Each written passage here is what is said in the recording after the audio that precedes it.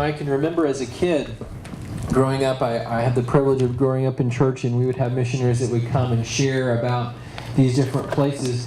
And I think one of the best things that it does for us is it gives us perspective.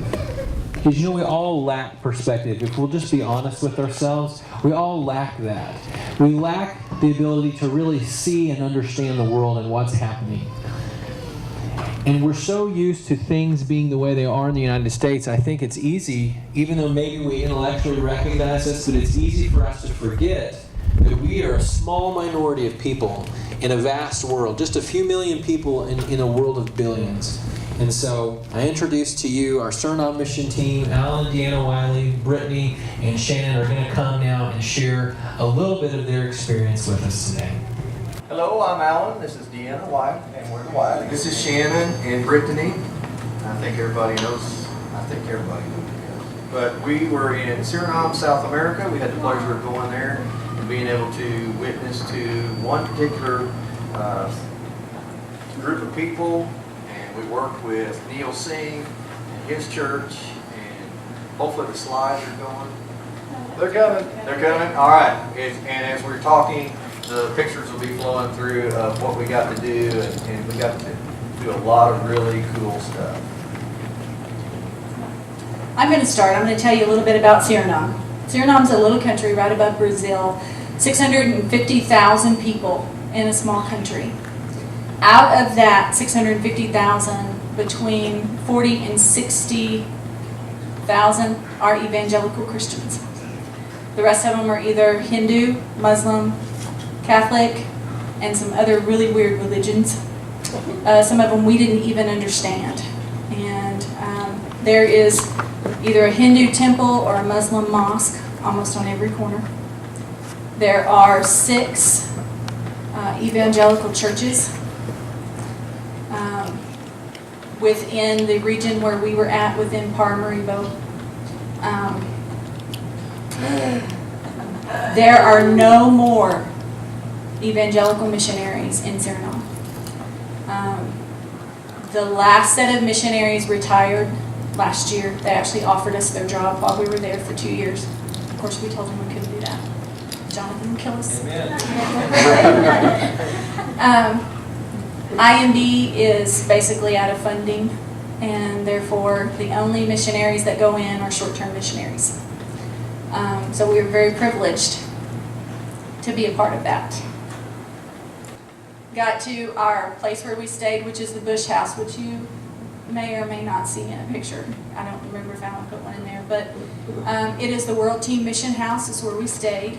Very nice facility, fully furnished, so we really didn't have to take a whole lot of anything with us as far as that goes. And then we had to be up at noon. So we get in at 3:30. It takes 45 minutes from the airport. So by the time we got to bed, it was 5 o'clock in the morning. And had to be up at 10 for our briefing, which basically was going to talk about what we were going to do on Saturday. And then it was lunchtime. Now, you're going to see a lovely little lady in these pictures, and her name is Glennis, and that is Neil's mother. She cooked for us. I gained 5 pounds. It was hilarious. Oh my goodness. You guys have to she cooked some of the most amazing food. These ladies over here who would not normally eat certain things ate them in Suriname. Brittany hates fish. She ate fish in Suriname. Sorry. There was a whole bunch of other things. We wanted them to experience what the culture was like, and part of that is the food, which Glennis did an excellent job in providing that for us. Then it was Bible Club time, and I think I'll let the girls tell you about Bible Club. Bible Club, I wasn't really sure what to expect. Wasn't really sure about going on a mission trip in the first place, but I found out that was a very good thing. But we get there to this little church, and in front of the church is this like old tattered building that I thought was a church, and I was really concerned for them, but it's behind that building. And so the church is really cute. There's no electricity, there's no AC, so they like open up all these really pretty windows. We get there and we're like trying to set up, but we're not really sure what's going on. And then kids from the community just start coming in and writing, like they're kind of like taking attendance on the board. And so I was trying to introduce myself to the girls, and they had a hard time with pronouncing my name, and I had no idea what they were saying. Because at this time, I could not hear anything while I was in Suriname. It was unfortunate, but it's okay. So I'm trying to understand these girls' names, and they're like 12, 13. So they're like thinking I'm dumb because I have no idea what they're saying to me. And so we started like socializing with them and trying to get to know the kids. And then all of a sudden, Alan's like, look outside, look outside. So I look outside, and there's this little boy. His name is Mo. Oh my gosh, he was the most darling little boy in the world, and he was running around the streets naked. Because that's what a lot of them did, either naked or near naked. His mom didn't really care, and that's kind of the story with a lot of the kids. Yeah, you can see these kids like from the moment you just like introduce yourself to them. You can see the hunger and the need for the love and attention that they're not getting in their home life. Like Mo, for instance, will forever be in my mind because he was so eager to just be with us. I mean, anywhere Shannon and I were, he was with us. And he wanted to help us. He didn't understand us. Like, anytime you would ask him a question, he would say yes. He didn't know what he was asking. Like, I was like, can you say Brittany? Yes. You should try. Yes. Like, he didn't know what he was saying. But he was precious. And you can just tell there's a very, very deep need for the love and the attention because they're not getting it. We got the pleasure to be able to go into the public school system. Now, I got to tell about Sunday first. Oh, yes. I got the pleasure to be able to stand up in Neil's church behind the pulpit and bring a small, very small message. We were talking about David and Goliath the entire week. That was our theme for the week. And how to face the giants in your own lives. And it was interesting. Neil made me sound good because they knew very little English, so everything I said, Neil just translated, and he told me later, he goes, I made you sound really good. So I thought that was a pleasure. But the average attendance in his church was about 12 to 15 adults and about 60 some odd kids. Yeah, from 2 to 14 ages. Now, in where his church is considered kind of a slum. It's called the Berea Chapel. You've probably seen it on the slides, maybe not. But within an 8-block radius, there's Either direction of the church. and within an 8-block radius of the church, there's probably 200 kids under the age of 14. Now, can you imagine 200 kids in your neighborhood under the age of 14, and about 5% of them are running around with no clothes on? They have no toys to play with. They play with sticks, mud, rocks, bottles, whatever they can find. And the strange thing is most of them are extremely happy. And then we all four of us really, I think, noticed that right off the bat, that no matter what they had, they were happy. The people there are very relational. When we went on home visits, which is like visitation here, except there, the members of the church make appointments so you can go see family members or friends. And that's the only way you can get in. You have to be invited to their home. So they'll invite you in. Most of the time you never get past the front porch, which all the houses in Paramaribo, Suriname area have a front porch.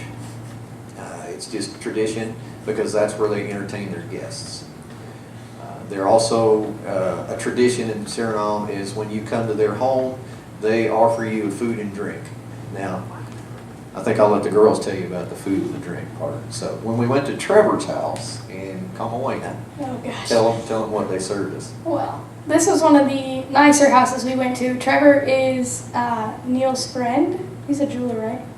No, I guess his name was not Trevor. The guy out in Kamawena, I think? Okay. The guy in Kamawena, he's just a friend that Neil had made through his business. Right. So we get there, and they bring out this, like, kind of looks like a milky substance, drink, whatever.